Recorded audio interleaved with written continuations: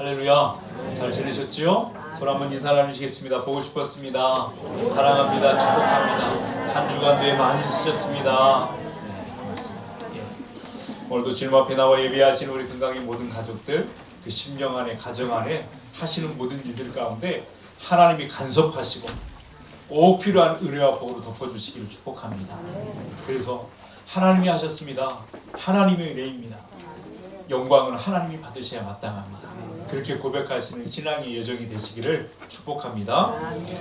조금 멈춰 있었던 사사기 말씀을 마무리 지으려고 그렇게 합니다. 그래서 17장 말씀을 본문 삼아 오늘 함께 말씀을 나누려고 합니다. 사사기는 우리가 보았던 것처럼 우리가 다시 생각해 보면 3장 6절까지가 그 사사기 전체 말씀의 서론에 해당하는 그런 말씀이셨어요. 그래서 가나안 정복의 과정에 대한 아주 간략한 서술이 거기에 있었고 여호와의 죽음에 대해서 그렇게 다뤘죠. 그리고 그 뒤로부터 16장까지 말씀은 이제 삼손 이야기까지 그 말씀은 사사기 전체의 본론에 해당하는 그런 말씀이셨습니다. 그래서 거기에 보면은 우리가 12명의 사사들의 이야기를 통해서 우리에게 교훈하시는 말씀을 우리가 들었죠. 그리고 이제 오늘부터 살펴보게 될 17장부터 마지막 21장까지의 말씀은 이제 사사기의 결론에 해당하는 그런 말씀입니다. 그래서 여기 17장 이 말씀에 등장하는 사람들을 보면 사사는 아니에요. 17장부터 21장까지 나오는 사람들은 사사는 아닙니다. 사사는 아닌데 그렇다고 해서 또 결론 부분의 뒷부분에 있다 보니까 시간상 사사 시대의 마지막에 살았던 사람들의 모습인가 라고 생각해서도 안 돼요. 왜냐하면 이 사사기 전반에 걸쳐서 어느 시대를 살았던 사람들, 그 사람들의 이야기를 뒤에다 이렇게 모아서 거기다 놓았을 뿐이니까 이 뒤에 사사기 말에 살았던 사람들의 모습인가 라고 생각하지 말고 사사기 전체에 살았던 사람들의 삶의 모습이다. 우리가 그렇게 보면 좋을 것 같습니다.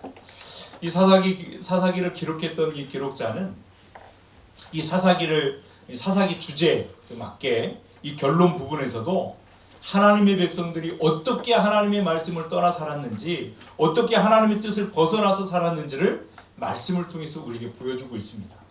그리고 우리에게 교훈 삼게 하시죠. 우리는 그렇게 살아서는 안 된다고 말씀하시는 거예요. 특별히 17장, 18장 말씀에 보면 미가라고 하는 한 사람을 주인공 삼아서 이제 그 시대가 얼마나 종교적으로 또 신앙적으로 하나님과 멀리 떨어져 있었는가라고 하는 사실을 보여주고 있습니다. 그리고 19장, 20장, 21장 말씀에 보면 한 레위인 가정, 이 가정의 이야기를 통해서 그 시대가 또 얼마나 그 윤리적으로 도덕적으로 하나님의 말씀과 멀리 떨어져 살았는가 하는 것을 우리에게 보여주고 교훈을 주고 있는 그런 말씀으로 되어 있습니다.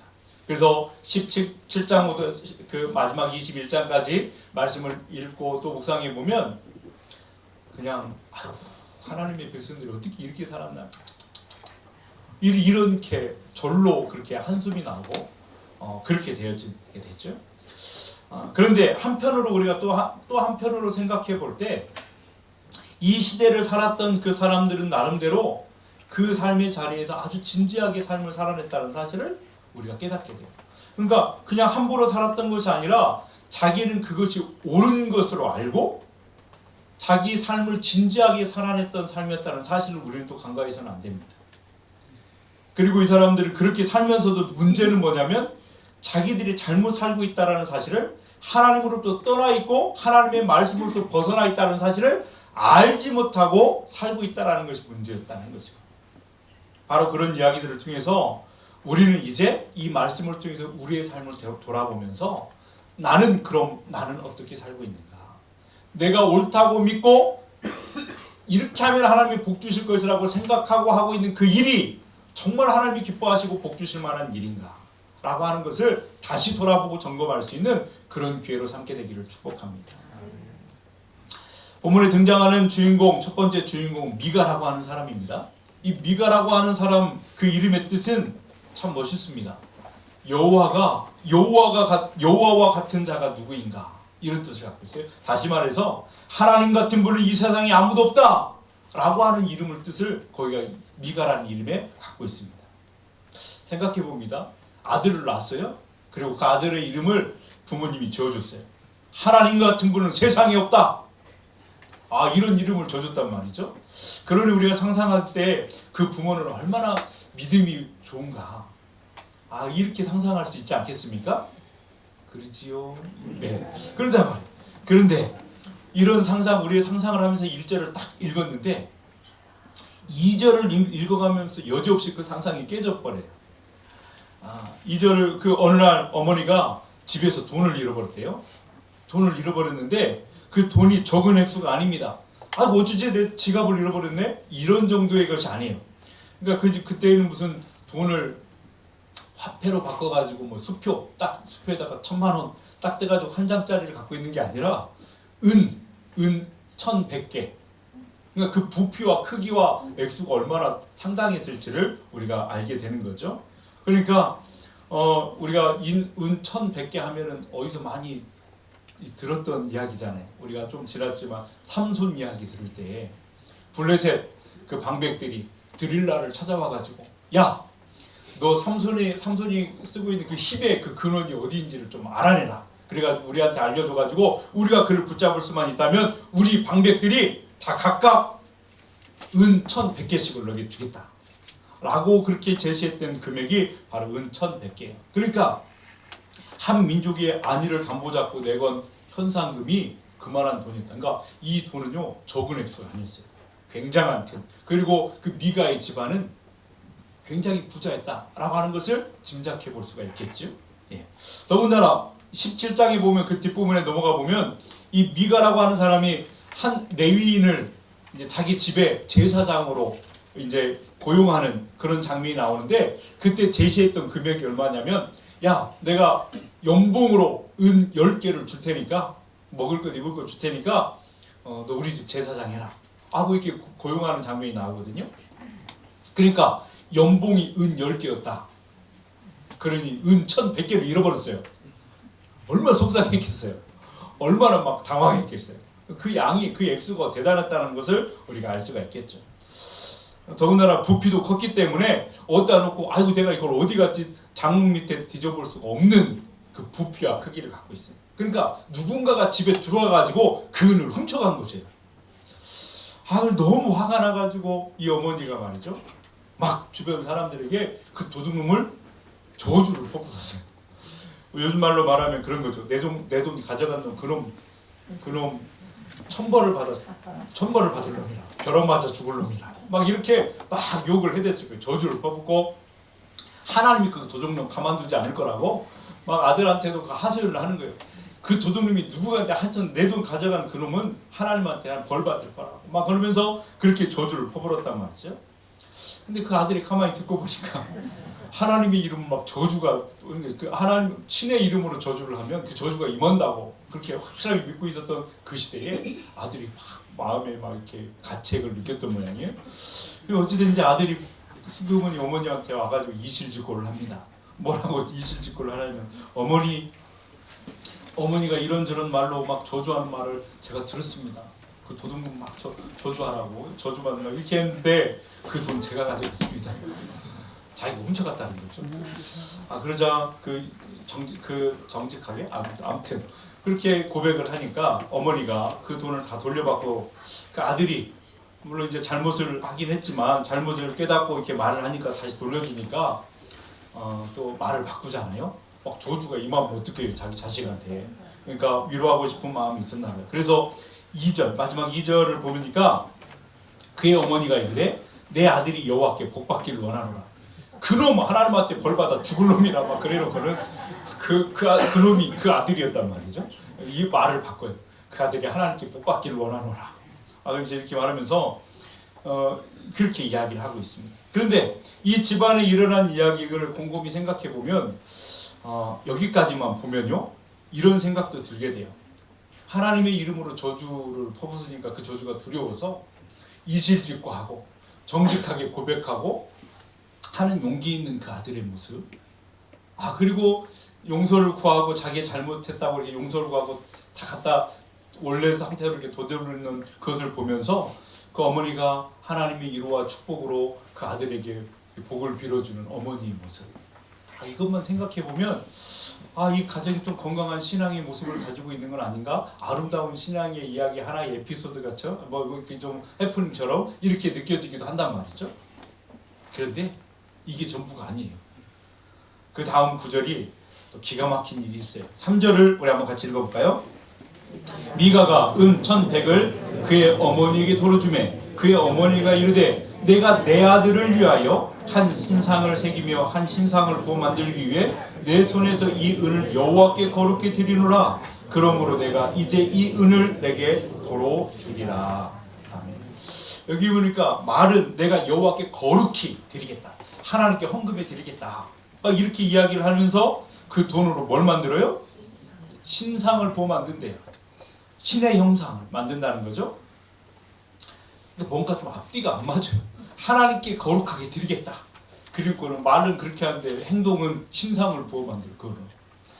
십계명에도 여러분 하늘에 있는 것이나 땅에 있는 것이나 땅 안에 바다의 물속에 있는 것에 아무 형상도 하나님 형상을 만들지 말라 그렇게 말하고 있었잖아요. 명령하고 있었어요. 그 많은 거 있었어요. 가장 십계명의 가장 우선시되는 명령이었다는 것을 보게 됐죠. 근데 지금 이 어머니가 말하기를 내가 하나님 앞에 거룩히 헌금을 드리겠습니다. 목적 헌금을 드리는 거예요.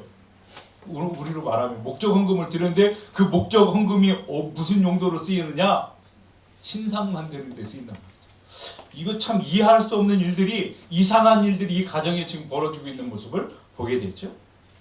4절 말씀해 보니까 즉각 은장색에게 바로 은장색에게 줘가지고 시켜서 그 신상을 만듭니다. 이게 여러분 아무리 생각해도 정상적이지 않는 것 같아요.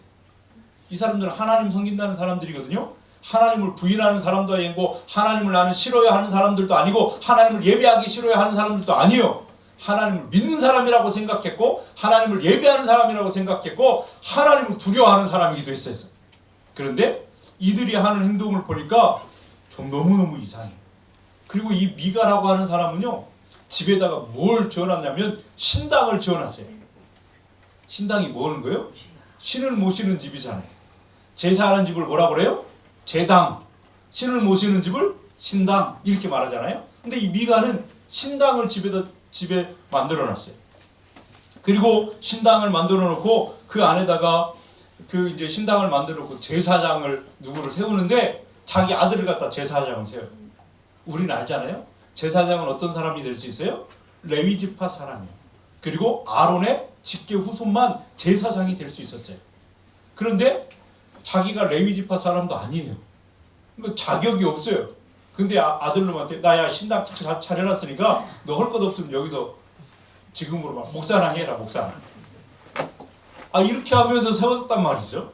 그렇게 세워놨어요. 그리고 그 신당 안에는 막 점치는 데 사용하는 드라빔도 갖다 놓고 에봇도 만들어놨어요. 에봇은 뭐죠? 제사장이 입는 옷이었어요. 그것도 간단해요. 그 제사장이 입는 입에는 그 흉패에는 그 우림과 둠빔이 있어가지고 하나님의 뜻을 알려고 할 때 그것을 갖고 하잖아요. 근데 이 제사장 옷도 만들어놨어요. 특별히 사사기 8장에 보면 기드온이 막 금고리 막 가져다가 제사장의 옷을 만들어놨는데 백성들이 그것을 어떻게 여겼다고 그래요? 음란히 여겼다. 다시 말해서 윤리적으로 음란한 행위를 그 제사장의 옷을 입고 바라보면서 그런 것이 아니라 종교적으로 신앙적으로 우상적인 어떤 대상으로 그 에봇을 바라보고 섬겼다라고 하는 것을 말해주는 거거든요. 지금 여기도 마찬가지예요. 미가의 가정도 미가라고 하는 이 사람도 그냥 제사장 옷으로서 에봇을 만들어 놓은 게 아니라 종교적인 하나의 상징물로 에봇을 만들어 놓고 모셔놓고 거룩하게 마치 그것이 내게 뭔가를 줄 것처럼 그렇게 여기고 모셔놓고 살았다는 거죠. 그러니 아무리 생각을 하고 좋게 바라보려고 해도 이해가 안 가요. 이 사람들의 신앙의 모습이라는 것 하나님 섬기는 사람들이라니까요. 하나님을 예배하는 사람이에요. 한 번도 하나님을 부인하고 예배하지 않은 사람들이 아니었어요. 그런데 이들의 신앙의 모습은 너무나 기괴하죠. 하나님을 이야기하고 있지만 실제는 우상을 숭배하는, 마음에는 우상을 숭배하면서 말로는 하나님을 섬긴다고 이야기하는 그들의 이중적인 모습을 보게 되는데 이것이 사사시대를 살았던 사람들의 보편적인 삶의 이야기였다라고 하는 것을 우리가 깨닫게 되는 거예요. 왜 이런 일을 행했는가? 그것을 엿볼 수 있는 힌트와 같은 말씀이 3절에 등장합니다. 이 어머니가 신상을 만드는 이유가 뭐라고 했죠? 내 아들을 위하여. 내 아들을 위하여 신상을 만든다. 이렇게 말했습니다. 돈을 되찾아서 하나님께 감사해서 그렇게 한 것도 아니었고, 하나님을 예배하기 위해서 그렇게 한 것이 아니라 내 아들을 위하여. 말로는 하나님께 드린다 그러면서 내 아들을 위하여. 그러니까 예배의 방향도 예배의 대상도 엉뚱한 곳에 있어요. 그런 것을 보게 되죠. 그러니 내가 하나님께 거룩히 드리노라 하고는 있지만 실제로는 아들을 위한 자기 욕심과 자기의 어떤 그런 욕심을 채우기 위한 자기 만족을 위한 그런 신앙의 삶이었다는 것을 우리가 보게 되는 거죠. 내 아들이 만들어 놓은 그 신당 안에, 그 신당 안에는 내 아들을 위하여 자기 미가가 자기를 위해서 만든 신상들이 있었거든요. 그러니까 하나만 있었던 것이 아니에요. 그런데 그거 좀 몇 달 됐어요. 몇 년 됐으니까 내가 새로 하나 만들어 줄게 하고 또 만들어 준 거예요. 그래가지고 또 다른 신상을 만들게 된 거예요. 말로는 하나님을 위하여, 실제로는 자기를 위하여. 복을 그 기복신앙에 함몰되어 있는 그런 어떤 신앙의 여정이 그 사람들의 모습이었다는 거죠. 나중에 18장 넘어가서 보면 이렇게 그들이 신당에 신상을 모셔두었는데 단지파 사람들이 공격을 해오면서 그것을 다 좋다고 뺏어가거든요. 이거 좋은 거든요 하고 뺏어가요. 그때 미가가 자기 신상을 막 빼앗아 가져가는 그런 사람들을 보면서 그런 말을 하죠. 18장 24절에 보면은 미가가 이르되 내가 만든 신들을 빼앗아 갔으니, 아이고 이 사람이 누군가 신을 만들어 버려. 내가 만든 신을 뺏어갔대. 이러면서 그렇게 표현하고 있는 것을 보게 됩니다. 그러니까 어머니는 아들을 위하여 신상을 만들고, 이 미가는 그 안에 있는 그 아들은 그 안에 있는 것들을 내가 만든 신들이라 여기고 부르고 신앙하며 살았다는 거예요. 이 표현을 통해서 우리가 알 수 있는 것, 17장이 우리에게 말해주려고 하는 것이 무엇인가를 우리에게 분명히 보여주고 있는 것입니다. 그래서 사사기 전체의 핵심 주제가 되는 성경 구절, 또 한 번 나타나기는 구절이 있어요. 6절 말씀이죠. 6절 말씀을 함께 같이 읽겠습니다. 그때에는 이스라엘에 왕이 없으므로 사람마다 자기 소견에 옳은 대로 행하였더라. 아멘. 이 성경의 해석이 바로 이 집안의 이 모습 속에서 나오고 있는 거예요.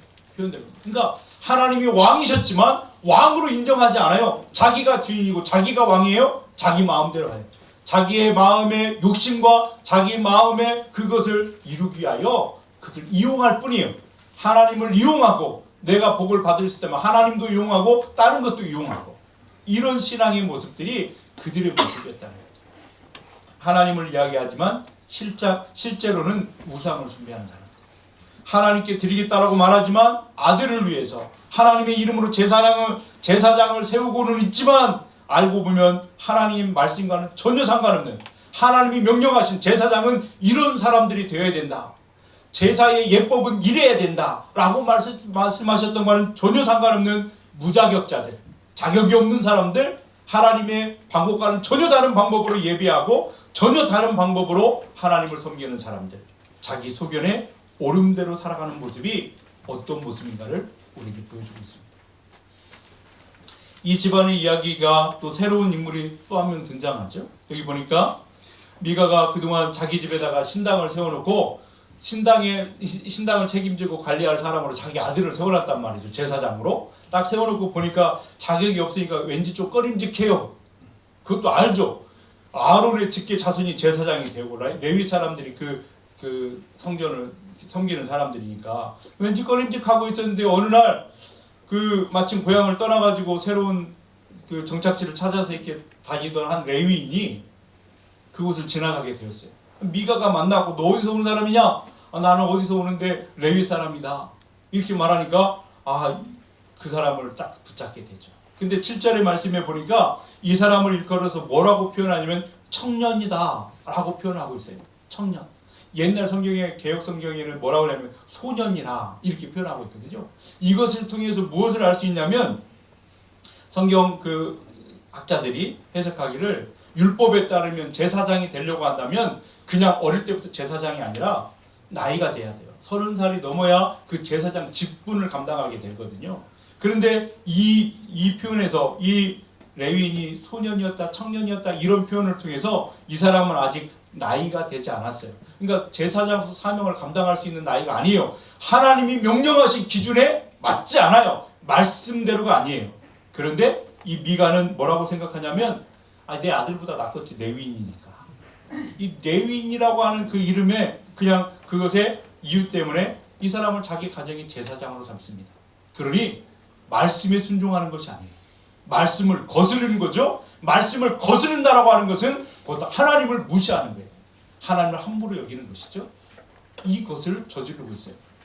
그런데 이 사람은 이렇게 하면 하나님을 더 잘 섬긴다라고 생각했어요. 이렇게 하면 하나님이 나에게 복을 줄 것이라고 생각하고 있었다라는 것이 진짜 문제입니다. 그러면서 말하기를 10절에 보니까 미가가 그에게 이르되 네가 나와 함께 거주하며 나를 위하여 아버지와 제사장이 되라. 그렇게 요청합니다. 하나님의 법을 어기면서 그 사람을 데려다 제사장 삼으면서 너는 우리 가정의 제사장이 되라. 내 아버지가 되라. 하면서 이렇게 요청을 한단 말이죠. 근데 실제로 그렇게 그 제사장을 삼고 그 사람을 섬기는 사람이었는가? 그렇지도 않아요. 미가는 그 뒤에 보니까 30살도 안 된 그 소년, 청년이었던 그 사람을 데려다가 딱 하면서 자기가 은 10개 연봉으로 주잖아요. 이게 어떻게 보냐면 11절 가서 보면 11절 말씀을 같이 읽어볼까요? 그 레위인이 그 사람과 함께 거주하기를 만족하게 생각하였으니 이는 그 청년이 미가의 아들 중 하나가 됩니다. 예. 미가는 처음에 뭐라고 요청했어요? 너는 우리 가정의 제사장이 되고 내 아버지가 돼야. 내가 그렇게 섬기겠다라는 거잖아요. 근데 어떻게 돼요? 내가 너 돈 주고 세웠으니까 자기 마음대로 부리는 사람이 된 거예요. 그리고 그 사람 월급쟁이, 미가는 사장님, 그는 직원. 이렇게 돼버리고 말았던 것을 우리가 보게 되는 것이죠. 여러분 10절에서 미가의 속마음이 우리가 엿볼 수 있는 그 속마음을 드러냈죠. 뭐라고 말해요? 나를 위하여. 그러니까 제사장이 우리 집안에 있었으면 좋겠고 하나님을 더 잘 섬기는 그런 것이 있었으면 좋겠다. 말로는 그리 하는데 속마음은 누구를 위한 거예요? 하나님을 위한 게 아니에요. 자기 자신을 위한 거죠. 나를 위한 거. 신앙이 바로 그런 부분에 문제가 있다는 것을 보여주는 거죠. 그 어머니는 그렇게 말을 했어요. 아들을 위하여 신상을 만들고 지금 미가는 나를 위하여 제사장을 세우겠다. 누구에게 기준이 있어요? 자기가 기준이에요. 자기가 왕이에요. 자기 마음대로 하는 거예요. 하나님의 뜻대로 하나님의 말씀을 귀중히 여기고 두려워하며 그 말씀에 순종하려고 하는 신앙이 아니라 자기를 위하여. 이렇게 하면 좋겠다. 라고 하는 대로 그렇게 살았다는 모습을 보여주는 것이죠. 18장 24절에도 뭐라고 말씀하시냐면 뭐라고 말하냐면 내가 만든 나의 신, 내가 세운 내 제사장 이런 표현들을 보게 돼요. 이 은연중에 그 사람의 마음속에는 그런 생각이 가득했어요. 자기가 중심이고 자기가 왕이고 자기가 주인이고 신앙이라고 하는 것이 여러분 이 사람의 신앙생활이라고 하는 것은 뭐냐면 자기 안에 탐심을 채우기 위한 자기 안에 욕심을 채우기 위한 그런 신앙이었다는 것을 우리가 보게 됩니다. 잘못돼도 한참 잘못됐고 벗어나도 말씀에서 엄청나게 벗어난 그의 모습을 보게 됐죠. 왜 그 어머니와 그 미가는 이런 행동을 했을까? 13절에서 또 핵심적인 이유를 그렇게 보여줍니다. 13절 말씀을 함께 읽겠습니다. 이에 미가가 이르되 레위인이 내 제사장이 되었으니 이제 여호와께서 내게 복 주실 줄을 아노라 하니라. 아멘. 미가의 어머니 그리고 미가는 어떤 확신이 있었습니다. 뭐 하려고 그렇게 했을까요? 복 받기 위해서요. 복 받으려고요. 그러니까 그 탐심인데 더 많은 복을 받고 지금도 엄청 부자잖아요. 근데 무슨 복을 받기를 원했는지는 모르지만 자기 안에 욕심을 채우기 위해서 지금 그 복은 그 자기 안에 욕심이죠. 그 욕심을 갖기 위해서 이렇게 하면 복 주실 거라 생각하고 그렇게 했단 말이에요. 언뜻 보면 이 아들의 모습은요 진짜 간절해요. 놈들이 안 하는 것 이 사람은 하고 있잖아요. 얼마나 간절하고 얼마나 열정적이고 얼마나 열심인지 그 신앙이요 열심을 갖고 있어요. 간절해요. 그리고 정말 자기 희생적인 그런 모습도 보여요. 보세요. 한번 생각해 보세요. 어느 누구도 하지 않는데 자기가 돈 내가지고 자기 집에 신당을 차려놔요. 하나님을 모신다고 생각했는지도 모르겠어요. 근데 다른 형상을 만들었어요. 그 형상이 다른 어떤 형상이 아니라 하나님의 형상이라고 생각하고 하나님을 우상 취급하며 만든 거랑 똑같은 거죠. 그리고 굳이 내 돈을 들여가지고 제사장을 불러다가 월급 줘가면서 제사장을 세웠어요. 그리고 그렇게 하기까지 종교적인 열심이 아주 특별한 특심이 있던 사람이 바로 미가였어요. 그래서 하나님이 내게 복 주실 것에 대한 기대를 가지고 열망을 가지고 열심을 내고 있는 그의 모습 우리가 보게 됩니다. 그럼 한번 질문 한번 드려볼까요? 그럼 이 사람이 그렇게 열심히 했고 그렇게 복 주실 것을 확신하고 있었다면 진짜 복을 받았을까요? 하나님이 복을 주셨을까요? 어찌 대답대로 안 하세요? 잘 모르겠어요? 네. 어떻게 됐을까요?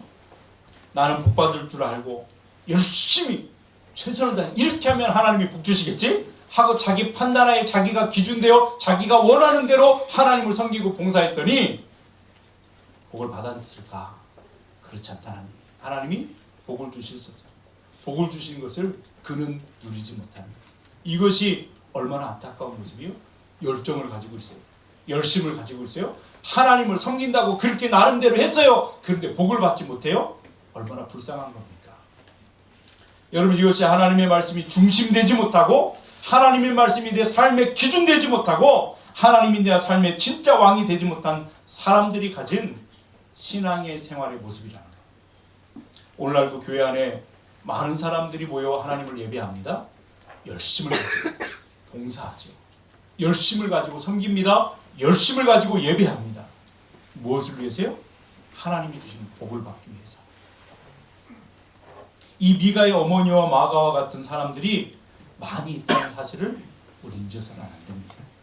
아마 미가는 그렇게 생각했을지도 몰라. 이렇게 하나님을 이렇게 암흑시대에 나처럼 이렇게 하나님을 열심히 섬기는데 하나님이 나한테 복 안 주시면 누구한테 주겠는가? 그러면서 그런 확신을 갖고 있었을지도 몰라요. 아마 미가와 그 어머니는 그런 확신 속에 하나님이 복 주실 것을 막 이렇게 쳐다보면서 살았을지도 몰라요. 여러분, 우리는 미가가 하나님을 버리고 우상을 섬기겠다고 신상을 만든 것이 아니라는 사실을 기억하셔야 돼요. 내가 하나님 버리고 하나님 섬기지 않고 나는 이런 신을 섬기겠습니다 하고 그렇게 하나님을 떠나 우상을 섬기려고 했던 의도가 목적이 아니었어요. 어머니도 마찬가지예요. 하나님께 거룩하게 드린다라고 생각하고 드렸어요. 근데 속마음은 뭐예요? 아들을 위하여 드린 거였습니다. 그러니까 그 목적이요, 사실은 자기도 모르는 사이에 그렇게 살고 있었던 것 뿐이지 그들의 열심은 하나님을 위한다고 생각했던 거예요. 마치 모세가 시내산에서 하나님과 대면하여 40일을 지내는 동안 또 율법을 받는 동안 밑에 백성들이 아니 모세가 올라가더니 정말 오지도 않고 이거 어떻게 된 거 아니냐고 놀래가지고 아론에게 막 백성들이 찾아오잖아요. 우리를 애굽에서 인도하는 그 여호와 하나님을 보여달라. 보여달라고 막 그러면서 막 그렇게 하니까 아론이 당황해가지고는 알았어. 그러더니 이 금고리, 코고리, 다 팔걸이 다 갖고 와. 그래갖고 금을 다 모아가지고 탁 만들어낸 게 뭐예요? 금송아지. 금송아지를 만들어냈잖아요. 왜 금송아지를 만들어냈을까요? 그가 태어나서 살았던 삶은 애굽의 삶이 전부였어요. 애굽에 믿고 있는 그 신은 어떤 신이냐면 송아지. 소를 믿고 있었거든요. 그러니까 그가 아는 신은 송아지 형상이에요. 그러니까 여호와 하나님을 보여달라 그러니까 여기 있다 그리고 송아지를 만들어낸 거죠. 지가 아는. 그러니까 다른 우상을 만들어내려고 한 것은 아닌데 하나님을 보여주라고 하니까 보여주려고 만들어낸 것인데 금송아지를 만들어준 거예요. 그러면서 딱 그러니까 사람들이 그 앞에서 막 춤을 추고 막 예배를 하잖아요. 누구한테 예배하는 거예요? 하나님께 예배하는 거예요. 그들은요. 하나님을 예배한다고 생각했어요. 열심으로 막 춤을 추고 노래를 하면서 예배를 드려요. 하나님을 기쁘시게 한다. 근데 정작 하나님은 진노하시죠. 화를 내셨어요. 그러면서 하나님께서 모세에게 말하기를 네가 인도한 네 백성 그들이 지금 타락했다. 그래서 모세가 하나님이 친히 써주신 그 돌 두 개 그 십계명이 적혀 있는 그 돌판을 가져갔다 그것을 보면서 화가 나가지고 들어서 던져버렸잖아요. 돌판이 깨져버렸어요. 여러분, 모세가 내가 이 반석에서 물을 내라 그러면서 반석을 막 쳤잖아요. 그때 그 사건 때문에 혈기냈다고 하나님이 가나안 땅에 못 들어가게 하셨잖아요. 혈기로만 본다면 이것도 지금 혈기된 건데, 하나님은 이 돌판을 직접 하나님이 쏘신 돌판을 깨버렸는데 그것에 대해서는 아무 말씀도 안 하셨어요. 무슨 차이가 있을까요? 십계명 돌판을 깨버린 것은 하나님의 마음이 거기에 표현됩니다. 하나님의 진노의 마음, 하나님의 진노가 거기에 표현됩니다. 하나님의 진노가. 근데 반석을 막 두드렸던 것은 누구의 진노예요? 모세의 진노. 하나님 백성들에 대한 모세 자신의 진노였어요. 그러니까 하나님 마음의 표현인가 자기 자신의 분노인가 라고 하는 차이가 거기에 있는 것이죠. 여러분, 하나님은 하나님의 이름으로 송아지를 숭배하는 이 사람들을 보면서 정말 그래도 뭐 나를 위해서 한다고 한 짓이니까 내가 그래도 그냥 용서해 줄까? 라고 하지 않으셨어요. 그걸 절대 용납하지 않으십니다. 하나님을 위해서 내가 그렇게 했어요 라고 한다고 해서 하나님 용납하시는 것이 아니었어요. 왜냐하면 하나님은 이렇게 예배하는 자는 이렇게 예배하라고 말씀하셨거든요. 예배의 방법, 예배의 예법을 가르쳐 주셨는데 지들이 원하는 대로 지들 마음대로 그렇게 하는 것은 하나님을 무시하는 것, 선을 넘은 거죠. 그래서 하나님은 그것을 진노하셨다는 것을 보게 돼요.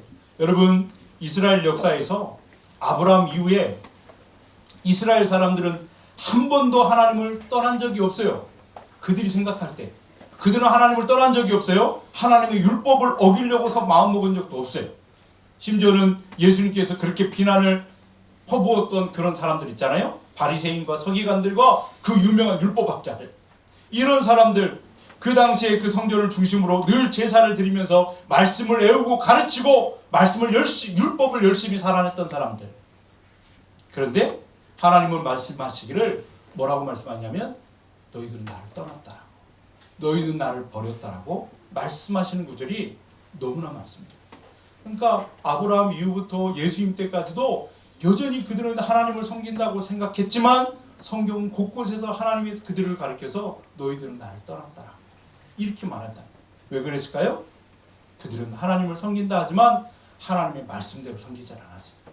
하나님의 말씀하신 대로 명령하신 대로 섬기지 않았어요. 하나님을 섬긴다 말하지만 사실은 우상 숭배자처럼 하나님을 섬겼어요. 하나님을 받아봤다 물질을 바라봤다.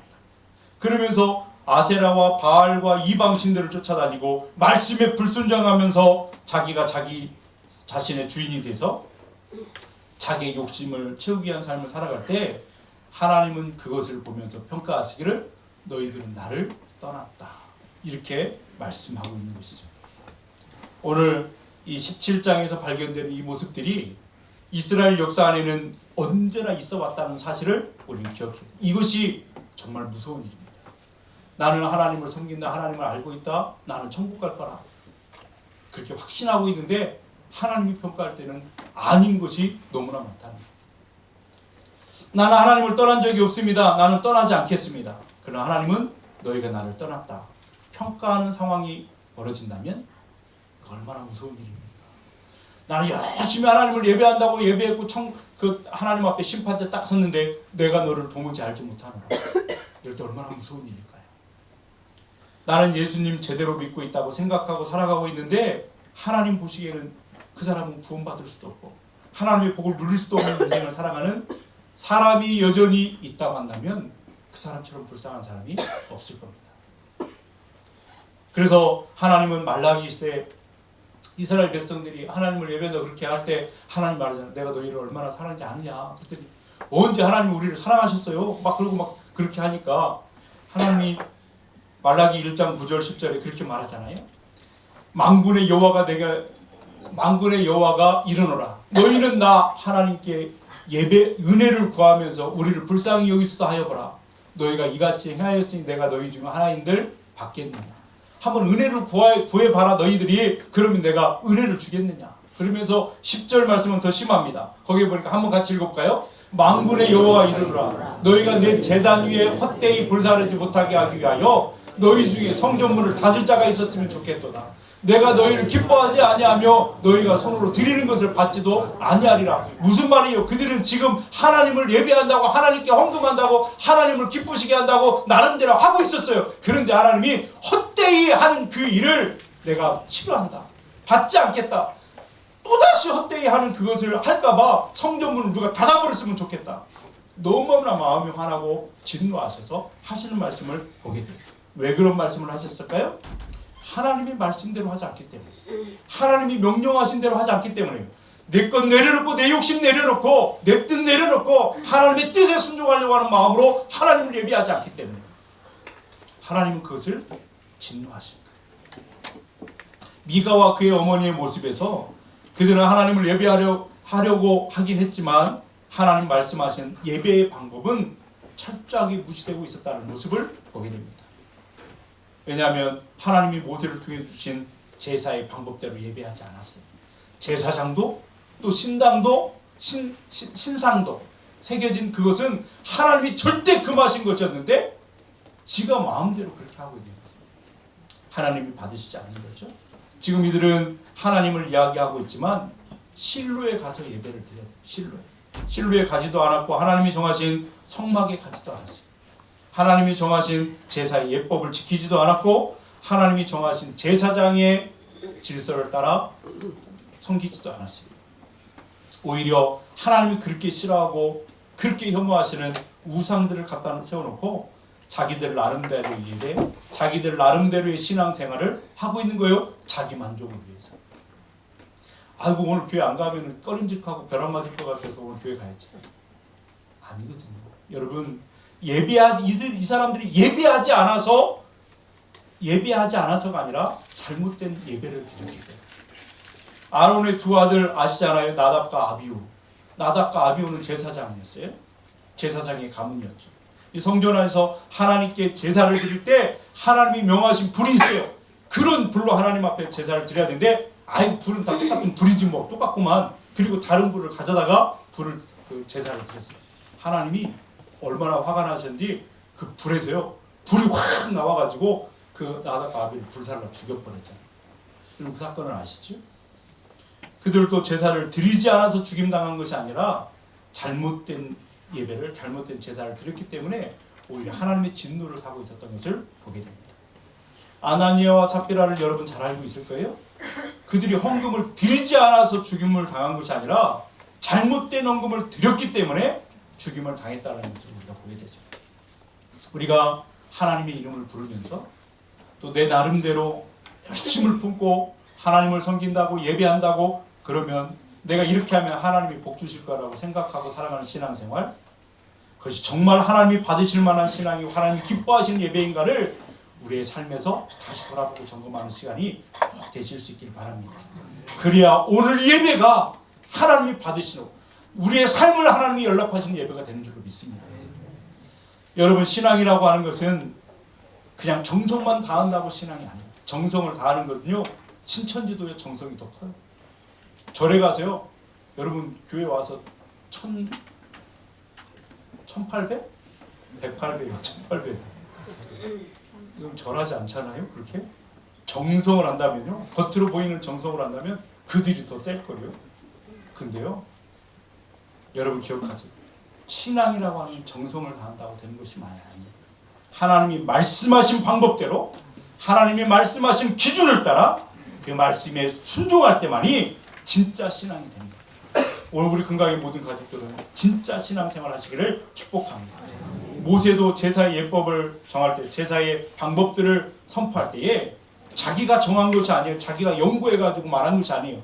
하나님이 시키시는 대로 하나님이 말씀하신 대로 기억해서 그것을 선포했던 것을 보게 되죠. 그래서 출애굽기에는 수많은 제사의 예법들이라 제사장은 어떻게 해야 되고 뭐든 어떻게 해야 되고 뭐 이런 제사는 이렇게 하고 저렇게 하고 막 나오거든요. 복잡해요. 그런데 결론 부분에서 항상 반복적으로 언급하는 표현이 있어요. 뭐냐면 출애굽기 39장 43절에도 나오는 것처럼 모세가 그 마친 모든 것을 본즉 여호와께서 명하신 대로 되었으므로 모세가 그들에게 축복하였다. 명하신 대로 되었으므로 하나님이 명하신 대로 그렇게 하는 것을 보고 기뻐했다. 여러분 그래서 40장이 넘어가서 보면 구절마다 계속 반복하는 내용이 있어요. 하나님이 시키신 대로 되었다. 하나님께서 여호와께서 명하신 대로 되었다. 다 행하였다. 그대로 행하였다. 이것을 하나님이 기뻐하십니다. 여러분, 예배는요 하나님이 명령하신 대로 드려야 되는 거예요. 하나님을 예배하고 하나님을 섬기는 것은 하나님께서 명령하신 대로 행해야 되는 줄로 믿습니다. 내 마음대로 내 소견에 오른 대로 예배하는 것이 아니라 하나님이 기뻐하시는 모습을, 하나님이 기뻐하시는 방법을 말씀을 통해서 깨닫고 하나님이 그것을 기뻐하신다면 내가 이것을 원해도 내 것 내려놓고 그렇게 하겠습니다. 그런 믿음과 용기가 있는 저와 여러분 되기를 축복합니다. 오늘 우리는 어떻게 오늘 하나님을 예배하고 있는가? 여러분의 마음은, 여러분의 신앙의 여정, 삶은 어떻게 하나님을 섬기고 있습니까? 하나님께서 주신 그 사명, 직분은 어떻게 감당하고 있습니까? 정말 하나님을 위한 것입니까? 하나님을 위한다고 생각했는데 사실은 나를 위한 것 아니던가요? 우리는 돌아보셔야 됩니다. 이 바로 사사기 17장의 말씀, 이 이야기는 오늘 우리를 돌아보도록 하는 그런 말씀이죠. 여러분, 우리는 하나님을 알고 있고 예수님을 알고 있고 또 말씀을 통해서 배웠어요. 그러나 오늘 주일날 다른 데 가지 않고 주님 앞에 나와서 예배하는 이 모습들만 보더라도 여러분 안에 성령님이 역사하시고 또 움직이시고 여러분 안에 믿음과 확신이 있다는 사실을 보여지게 됩니다. 그런데요, 저와 여러분 모두가 그것 말고요, 겉모습 말고요, 우리 내면을 들여다볼 수 있어야 돼요. 항상 자기의 내면을 볼 수 있는, 거울과 같이 하나님의 말씀 앞에서 자기를 비춰볼 수 있는 사람들이 되기를 바랍니다.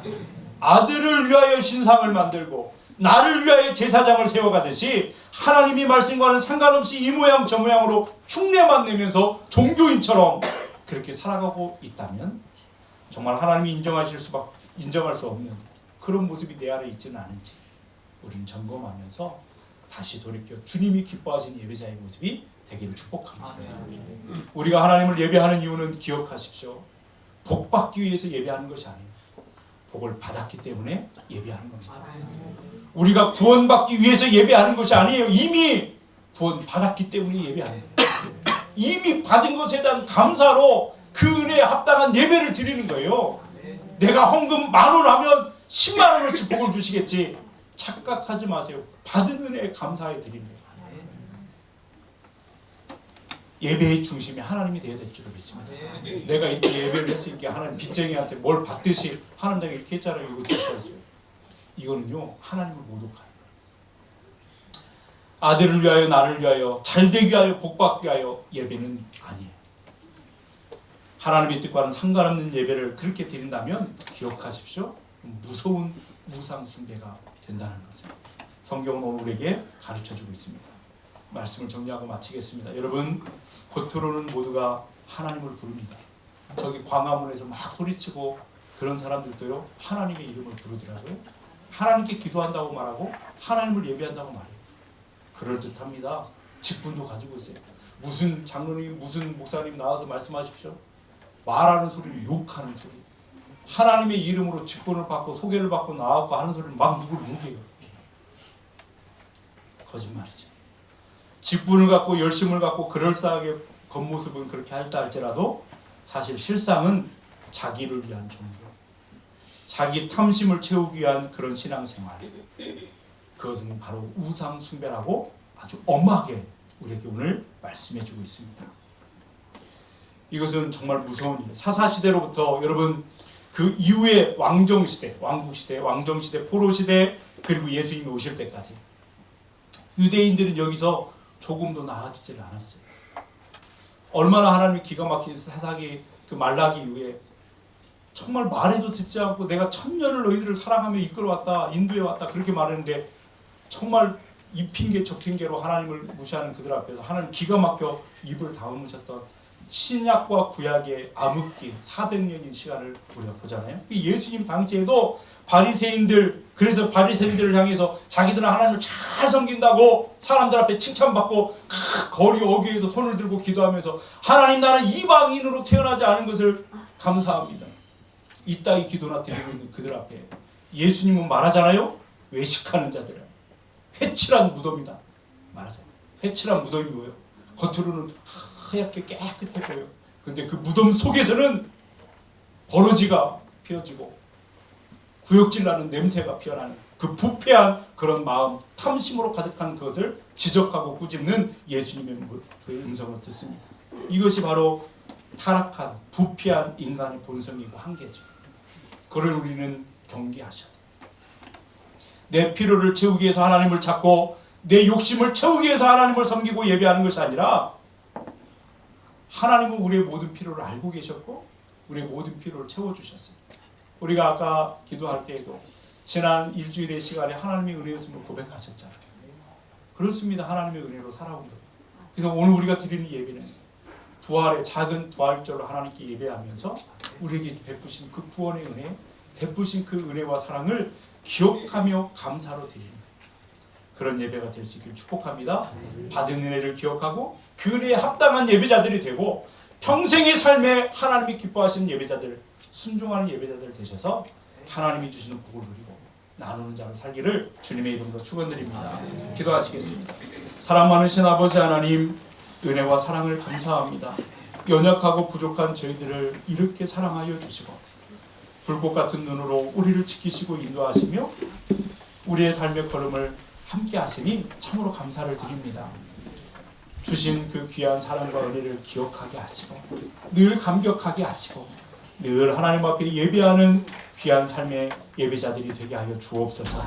거룩한 주일 주님 앞에 나와 예배하는 우리 금강의 모든 가족들, 이 한 시간만이 아니라 우리 하루 24시간 일주일 내내 이 우리가 살아가는 모든 삶의 삶이 하나님이 기뻐하시는 예배자로 살아가기를 원합니다.